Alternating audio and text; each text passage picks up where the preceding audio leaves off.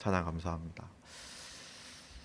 12일 수요일 날 뉴스에 BTS 멤버 진이 전역했다는 소식이 있었어요. 22년도에 BTS 7명의 멤버 중에 처음으로 진이 입대를 했죠.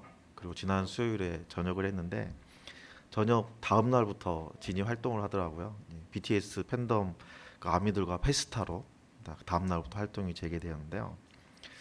이 BTS 하면 전 세계에서 알아주는 한국 보이그룹이죠. 유엔에서 연설도 하고 빌보드 차트에서 한국어로 1위를 하는, 기네스에도 월드 레코드 신기록을 5건이나 올리는 그런 그룹입니다. 그래서 동서양을 가리지 않고 이 BTS를 좋아하고, 또 이 BTS 인기로 인해서 K-팝의 위상이 상당히 올라갔죠. 그뿐만 아니죠. 우리 K 드라마, K 한류의 영향으로 한국이라는 이 작은 나라를 요즘은 일본보다 더 유명해졌어요. 동양 사람을 보면 전에는 중국 사람이냐, 일본 사람이냐 물어보던 것이 요즘은 한국 사람이냐라고 물어본다고 해요. 또 말을 걸 때도 전에는 중국어로, 일본어로 먼저 말을 했지만 요즘은 한국어로 먼저 말을 한다 합니다. 그래서 우리나라 경제 수준도 올라갔고, 또 그만큼 해외여행도 많이 다녀서일 수도 있지만, 우리나라 사람들이 밖에 나가면 국내인지 외국인지 착각이 일어날 정도로 한국말을 자주 들을 수 있다고 그래요. 또한 이 한국어를 배우려는 외국인들도 꽤 많이 있죠. 그래서 그런 걸 보면서 저는 실없게 이런 생각을 해봐요. 아, 한국어가 영어를 째끼고 국제 공용어가 되는 거 아닌가? 그런 행복한 상상도 한번 해보게 됩니다. 외국에서 가장 많이 들을 수 있는 한국어가 안녕하세요 라는 거죠. 그리고 제일 많이 듣는 한국말이 빨리빨리예요. 다 아시더라고요, 빨리빨리는. 그래서 빨리빨리가 우리나라 고유의 문화를 표현하는 어떤 대명사처럼 이렇게 굳어져 가는 것 같아요. 실제로 한국 사람의 급한 이 성격이 생활 곳곳에 발견될 수 있잖아요. 모든 곳에 이 빨리빨리가 적용돼 있습니다. 심지어는 자녀들 교육에도 적용돼 있어요. 그래서 아이를 낳으면 2살, 3살 때부터 한글을 가르치기 시작하고요. 아직 우리말도 잘 못하는데 조기 영어 교육을 해가지고 이 영어와 한국어를 그냥 잘하게끔 노력을 하죠. 그리고 초등학교 들어가기 전에 100명 중에 99명은 한글을 떼고 들어옵니다. 그래서 학교에서도 한글을 다 알고 입학했다고 생각해서 한글을 자세히 가르치지도 않고요. 그냥 교과 과정에서 형식상 하루 이틀 한글 수업하고 그냥 넘어갑니다. 이것처럼 이렇게 빨리빨리 문화에 길들여진 이 아이들은요, 초등학교 입학 전부터 경쟁 구도 속에서 살아가요. 그러다 보니까요, 분노 조절이 잘 안 됩니다. 그리고 극도의 이기적인 사고를 가지고 살아가게 돼요. 그래서 나만 잘 살면 된다라는 생각을 가지고 있고요. 모든 판단의 중심에는 내가 중심에 서 있어요. 그래서 다른 사람의 간섭을 극도로 싫어합니다. 내가 하고 싶은 대로 하면서 살려고 그래요. 그래서 가치 기준이 제 세대에는 공동체에 있었다고 한다면 지금 세대는 개인에게 있죠. 그래서 또 이런 생각도 해봐요. 요즘 의료계와 정부 사이의 갈등이 이제 극단을 향해 치닫고 있는데요. 이러한 사회 현상도 빨리빨리 익숙한 그 교육의 폐단이 아닐까, 이런 생각도 해봅니다. 누가 잘하고 못하고를 떠나서 생명보다 중요한 게 무엇이 있겠습니까? 그런데 지금 우리나라의 현실은 생명보다 중요한 것이 그 무엇이 더 있는 것처럼 보이죠? 때로는 생명보다 더 돈이 중요하게 생각하는 사람들이 있고, 그래서 우리가 이러한 인식들이 우리 생활 전반에 깔려 있는데요. 초등학교 들어가기 전부터 조기 영어 교육을 시키는 것도 마찬가지고, 미국으로 원정 가서 출산해서 아이에게 미국 시민권을 갖게 하는 것도 마찬가지고, 어떻게 해든지 자녀를 강남에 있는 학교, 초등학교에 진학시키려고 노력하는 것도 따지고 보면 다 잘 먹고 잘 살기 위해서 하는 것 아닙니까? 인정하기 싫을 수도 있지만 이 모든 것들이 만모미니즘의 영향이죠. 예수님께서는 마태복음 6장 24절을 통해서 이렇게 말씀하셨어요. 아무도 두 주인을 섬기지 못한다. 한쪽을 미워하고 다른 쪽을 사랑하거나 한쪽을 중히 여기고 다른 쪽을 없인 여길 것이다. 함께 읽을까요? 너희는 하나님과 재물을 아울러 섬길 수 없다. 여러분, 성경에서 하나님을 자리를 대신해서 주인 노릇을 하는 유일한 대상이 재물입니다. 초대교회에서는 가진 재물을 팔아서 성도들의 필요를 채우는 공유 경제와 같은 그런 삶을 살았기 때문에 교회 내 만모니즘을 찾기는 어려웠죠. 잘 발견되지 않았어요. 하지만 313년 콘스탄틴 황제로 인해서 기독교가 공인되면서부터 상황이 달라졌죠. 몰수됐던 교회 재산을 되돌려받고 교회의 소유를 인정하게 되면서부터 교회는 부를 축적하게 됩니다. 그리고 물질을 탐하는 사조들이 교회 안으로 자리 잡게 되죠. 면죄부를 판매했던, 그래서 이익을 편취했던 그런 행동도 모두 다 이런 사조 중에 하나죠. 그러면서 교회는 잃어버린 게 있어요. 재물을 얻고 영적인 능력은 잃어버렸습니다. 이후 교회는 이 부패 문제를 해결하기 위해서 여러 가지 노력이 있었어요. 움직임이 있었어요. 대표적인 예를 들면 수도원 운동이 있었죠. 그리고 교회법이 제정되고 성직자 독신 제도도 이 무렵에, 중세 무렵에 제정이 됐죠. 하지만 이후로도 만모니즘의 영향에서 벗어날 수 없었고 이 교회 내 부패 문제로 갈등을 하다가 종교 개혁에까지 이르게 됐어요. 자, 종교 개혁 이후로 교회는 만모니즘에서 자유로웠을까요? 아니죠. 여전히 만모니즘에 묶여서 살았습니다. 왜냐하면요, 우리 성도들이 세상에 발붙이고 살아가는 이 세상이 만몬의 지배를 받고 있기 때문이죠. 시대를 거슬러 올라가서 사도 바울이 마음을 다해서 사역했던 에베소에서도 동일한 사조들이 있었어요.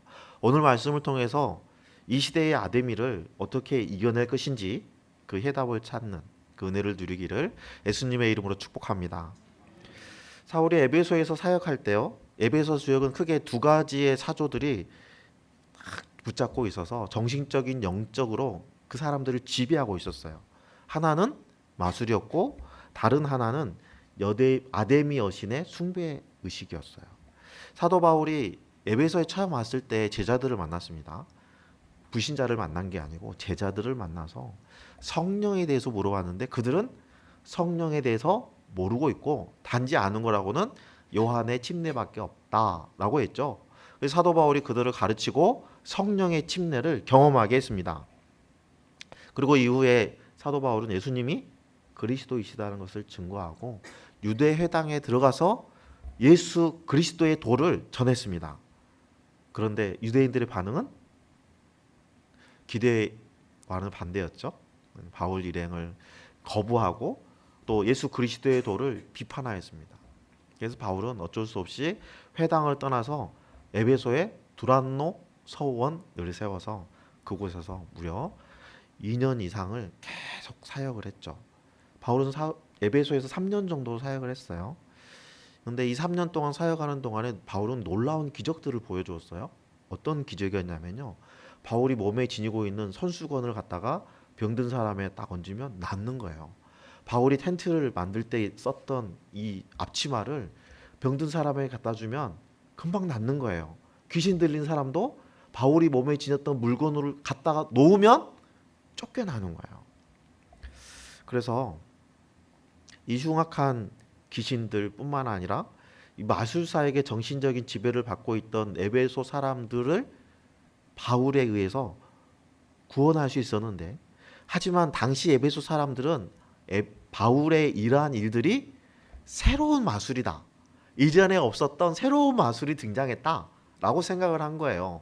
그래서 사도 바울이 예수 그리스도의 이름으로 안수하여 기도하는 그 본을 그대로 흉내내서 바울이 전파하는 예수의 이름을 힘입어서 내가 너희에게 명하노니 라는 주술적인 멘트로 귀신을 쫓아내려고 합니다.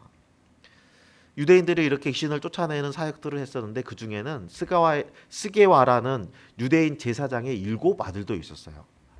어느 날 이들도 다른 사람들처럼 귀신을 쫓아내려고 합니다. 그리고 여전히 예수 그리스도, 바울이 전하는 예수 그리스도의 이름으로 명하노니 이 사람에게서 나가라 하고 외쳤겠죠. 그랬더니 귀신이 물어보는 거예요. 나는 예수도 알고 바울도 아는데 너희는 누구냐? 하고 물어보는 거예요.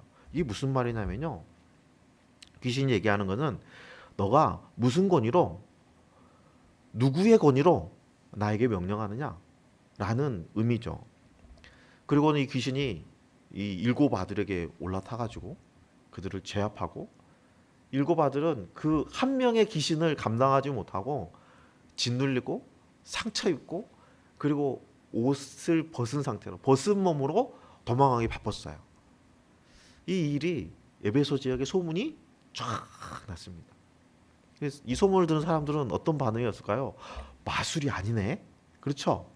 아, 정말 예수 그리스도라는 그 이름의 권능이 있구나 라고 생각했을 거 아닙니까?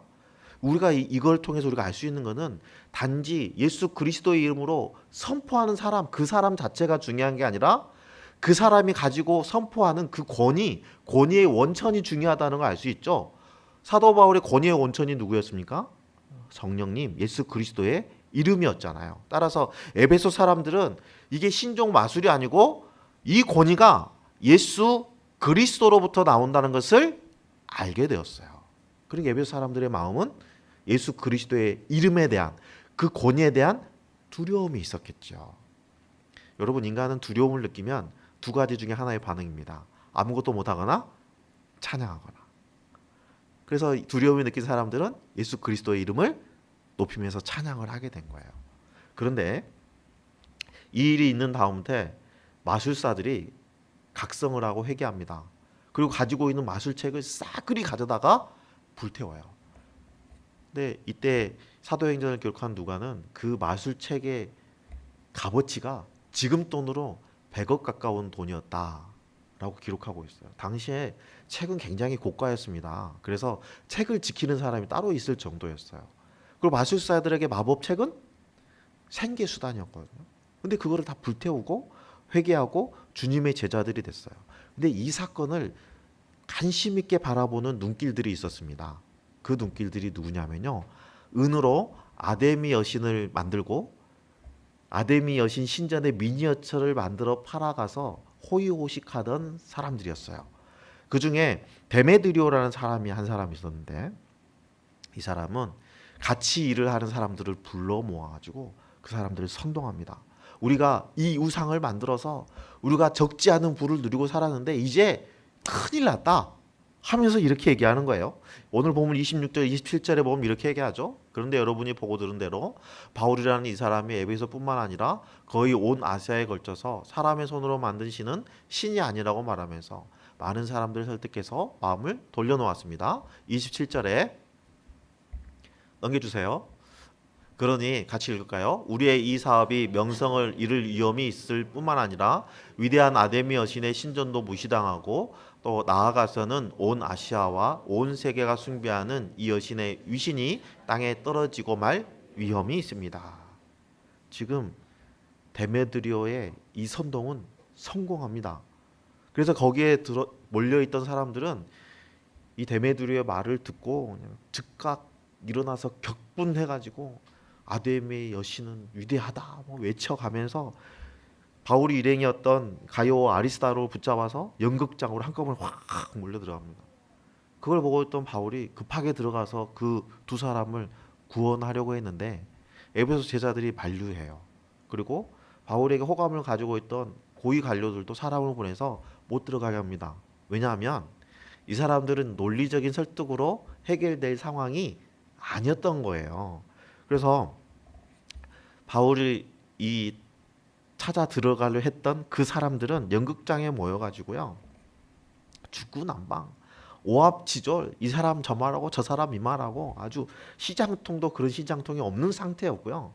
도대체 이 사람들이 저 사람 이 사람 막 제멋대로 외치는 바람에 무슨 얘기를 하는지도 모르는 상황이었어요. 딱 그 상황에서 유대인이었던 알렉산더가 앞에 나서게 됩니다. 떠밀려서 나서게 돼요. 진정시키려고 하는데 이 알렉산더가 유대인이라는 걸 그 군중들이 다 알거든요. 진정시키러 갔지만 오히려 소란이 더 심각해졌습니다. 군중들은 무려 2시간 동안이나 에베소 사람의 아데미 여신은 유대하다라고 외치기 시작합니다. 진정되는 게 아니라 더 심각해지고 도저히 해결될 기미가 보이지 않는 상황인데 시청에 일하는 서기관 한 명이 나서요. 그 서기관이 먼저 에베소가 큰 여신 아데미와 그 신전에 보관된 제우스로부터 내려온 그 우상들, 특별한 우상들을 지키는 특별한 도시이지 않느냐라고 먼저 그 사람들의 마음을 분명히 띄워줘요. 그리고 그 자부심 있는 에베소 시민으로서 경거만동에서 이 황제의 눈밖에 나는 일을 하지 말아라 하고 변명하게 되죠. 이렇게 시청 서기관은 분노한 에베소 시민들의 그 자존심을 살려주고 그들로 인해서 애꿎게 피해를 당할 수 있는 교인들은 보호해주는 그런 역할을 하게 되었습니다. 여러분,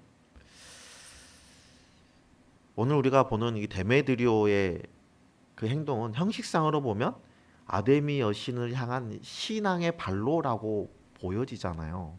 그런데 실상은 뭐가 관심사였죠? 그의 숨겨진 관심사는 아데미 여신에 대한 숭상이 아니라 재물에 관한 거였죠. 여러분, 데메드리오는 형식적으로는 아데미 여신을 숭배하는 것 같지만 아데미 여신에게 순종할 마음은 1도 없는 사람입니다. 그저 아데미 여신을 이용해서 자신의 탐욕을 채우는 거예요. 아데미 여신은 내 탐욕을 채우는 수단일 뿐입니다.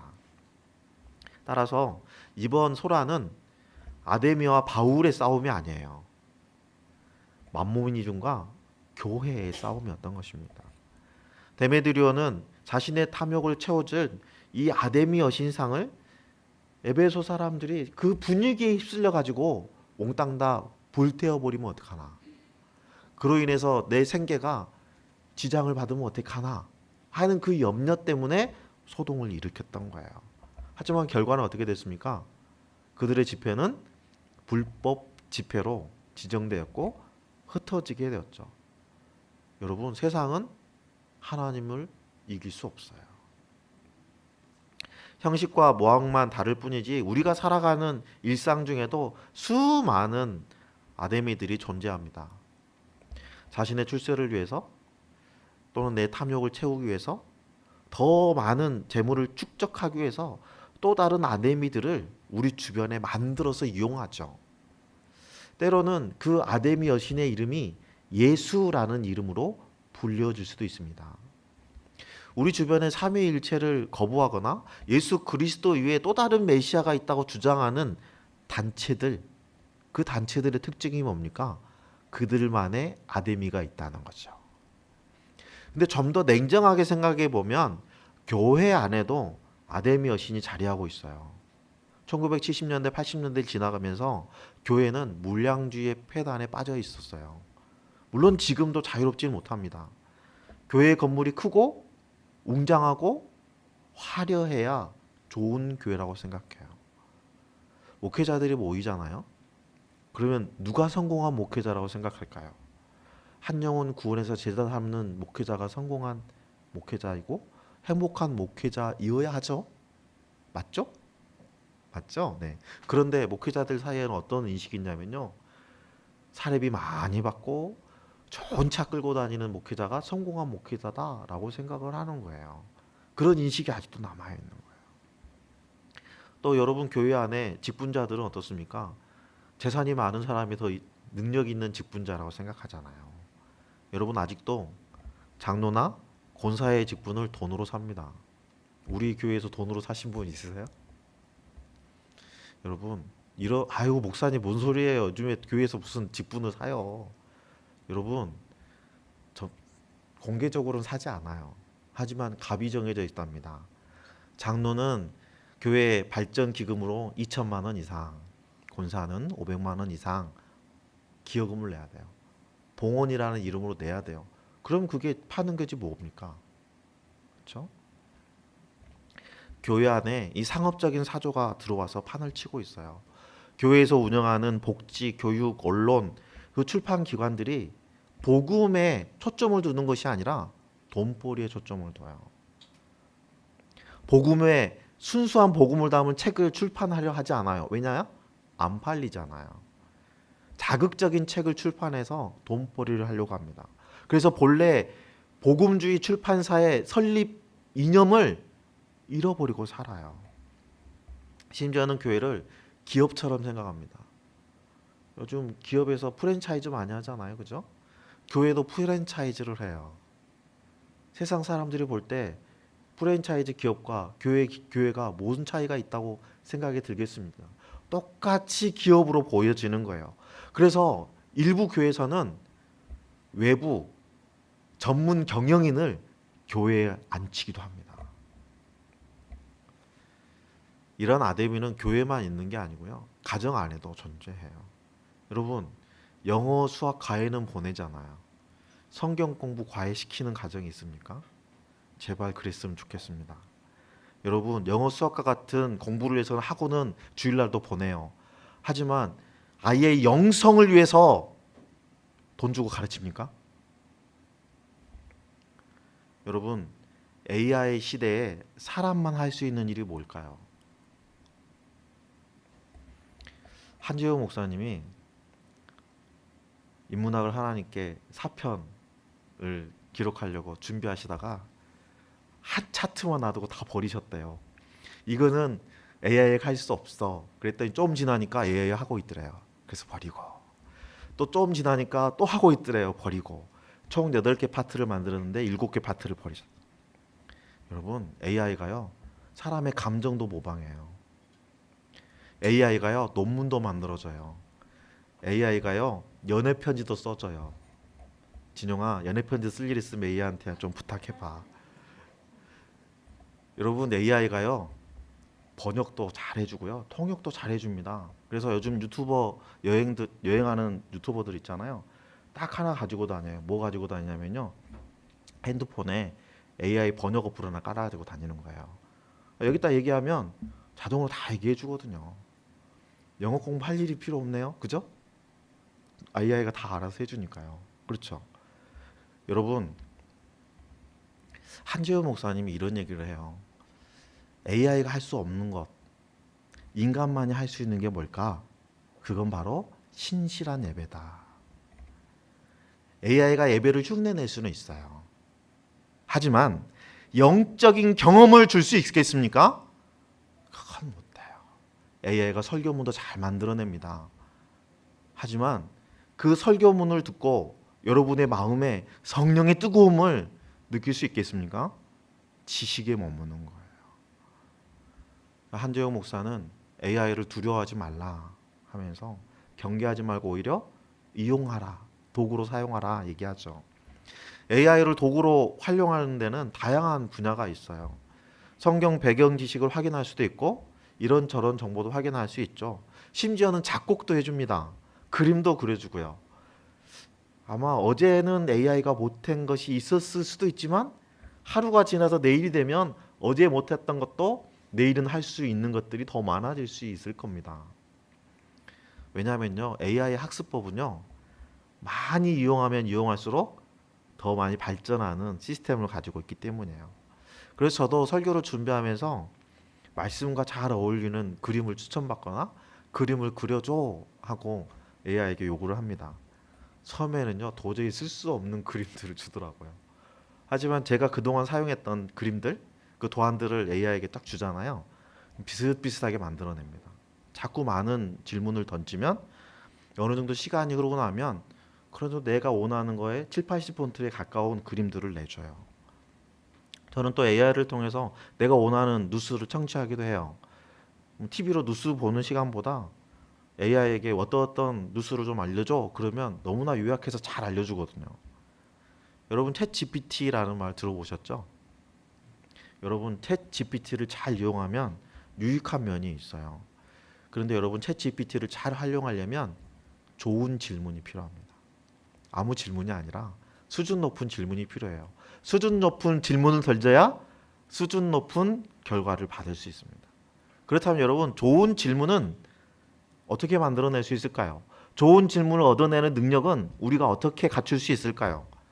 여러분, 좋은 질문은요 창의력과 공감 지수에서 나오는데요, 이 창의력과 공감 지수는 영어 단어 외워서 수학 공식 외워서 만들어지는 게 아니에요. 어디서 만들어지죠? 여러분, 지혜의 근원이 어디에 있다고요? 우리 성경 다 외우고 있잖아요. 하나님을 경외하는 것이 지혜의 근본이거늘 했잖아요. 그죠? 하나님을 경외한다. 이 말은 하나님과 친밀한 관계 속에 들어간다라는 의미예요. 하나님과 관계 속에서 우리는 진정한 창의력이 나오고 하나님과 관계 속에서 우리는 진정한 공감 능력이 나오는 거예요. 그렇다면 여러분, 앞으로 우리 자녀들이 살아가는 시대에는 단어 하나 더 외우고 공식 하나 더 외우는 것보다 더 중요한 것이 시대를 읽는 능력이라는 것을 우리가 알아야 돼요. AI 시대에 수많은 정보를 분별할 수 있는 능력이 우리에게 있어야 돼요. 여러분, AI도 거짓말해요. 그 AI가 하는 걸 다 그대로 믿으시면 안 돼요. 그럼 우리에게 뭐가 필요하죠? 이게 거짓말인지 진짜인지 분별할 수 있는 분별력이 필요한 거예요. 내가 분별력이 없으면 AI에게 속을 수밖에 없어요. 여러분, 유튜버에 보면 사실이 아는 것들을 뉴스처럼 막 얘기하잖아요. 그럼 우리가 분별력이 없으면 가짜 뉴스를 진짜로 생각한다니까요. 우리 분별력이 필요한 거예요. 복음도 마찬가지입니다. 그렇다면 우리가 어떻게 하면 이 시대를 읽는 능력과 거짓을 분별할 수 있는 능력을 갖출 수 있을까요? 우리 아까 얘기했죠. 지혜의 근본은 하나님을 경외하는 것이다. 하나님을 경외한다는 것은 하나님과 친밀한 관계에 있다는 건데, 우리가 하나님과 친밀한 관계를 갖추면 갖출수록 우리에게 얻어지는 게 있어요. 그게 뭐냐면요, 하나님을 아는 지식이에요. 하나님을 아는 지식은 우리가 영어 단어 외우는 것처럼 머릿속에 담는 지식이 아니에요. 어떤 지식이요? 경험을 통해서 하나님을 알아가는 지식이에요. 여러분, 하나님을 경험해서 아는 지식이 있어야 이 시대에 다양한 모습으로 우리 가운데 상존하는 거짓을 분별할 수 있어요. 마치 진리인 것처럼 거짓의 옷을 입고 우리 가운데 다가오는 아데미의 유혹에 우리가 넘어지지 않으려면 더 하나님께 가까이 가야 돼요. 여러분이 생각하는 이 시대에 가장 위협적인 아데미는 무엇이라고 생각하십니까? 여러분의 가정에 엎드려서 여러분이 넘어지기만을 기다리고 있는 아데미는 무엇입니까? 어떤 사람에게는 재물이 아데미가 될 수 있고요. 어떤 사람에게는 도박이나 알코올이나 게임이나 마약 중독과 같은 그런 쾌락이 아데미일 수도 있고요. 다른 어떤 사람에게는 권력이나 사람이 아데미일 수 있습니다. 그렇다면 여러분을 유혹하고 넘어뜨리려는 그 아데미에 대해서 어떻게 대응하시겠습니까? 에베소 지역의 아데미의 여신의 모습은 이 시대에는 여러 가지 형상으로 나타나고 있어요. 그 중에 대표적인 거 하나를 꼽으라면 만문이즘이죠. 사도 바울이 에베소에서 곤란을 당할 줄 뻔히 알면서도 그들이 숭배하고 있는 여신이 가짜 신이다 라고 담대히 선포하였던 것처럼, 우리도 이 시대를 살아가면서 이 시대에 자리하고 있던 수많은 아데미들, 그 가짜 신들이 가짜다 라고 선포할 수 있는 분별력과 담대한 믿음이 있어야 될 줄로 믿습니다. 여러분, 가짜 신들을 향해서 담대히 선포하시기 바랍니다. 왜냐하면 우리가 증인이잖아요. 예수님께서 사탄에게 시험 당하셨듯이 우리도 이 세상을 살아가면서 수많은 유혹을 당하게 돼 있어요. 수많은 시험을 당하게 돼 있어요. 그러나 여러분, 걱정하실 필요 없습니다. 왜냐하면요, 우리는 하나님과 동행하는 하나님의 자녀이기 때문이에요. 우리가 하나님 안에 있으면 우리 넘어지지 않아요. 우리가 혹시라도 넘어질지라도 아예 엎드려지지 않으면 주의 손이 우리를 붙잡고 있기 때문이에요. 주님은 우리 손을 놓지 않으십니다. 항상 붙잡고 계세요. 주님의 눈길은 우리를 떠나지 않으세요. 항상 우리를 보고 계세요. 내가 하나님을 안 보고 있다고, 하나님 나를 보지 않는다고 착각하지 마시기 바랍니다. 여러분, 우리 일상에서는 수시로 만모니즘의 반격이 일어나요. 이걸 이겨내려면 주님이 주신 권능과 성령님의 함께 하심과, 그로 인해서 우리는 지혜와 그리고 크신 하나님을 의지하는 그 믿음이 우리에게 필요한 거예요. 이 시대의 아데미는 일상에서 다양한 모습으로 다양한 방법으로 때를 가리지 않고 우리를 유혹하고 우리를 넘어뜨리려고 해요. 그 아데미를 우리는 분별해야 됩니다. 그리고 이 시대 아데미에게 영적으로 정신적으로 지배당하고 있는 그 영혼들을 주님 앞으로 인도해내야 돼요. 세상의 문화라는 옷을 입고 그리스도로 옷 입을 우리들을 유혹하고 대적하고 넘어뜨리려는 그들에게 우리가 맞설 수 있는 유일한 무기는 말씀의 검이에요.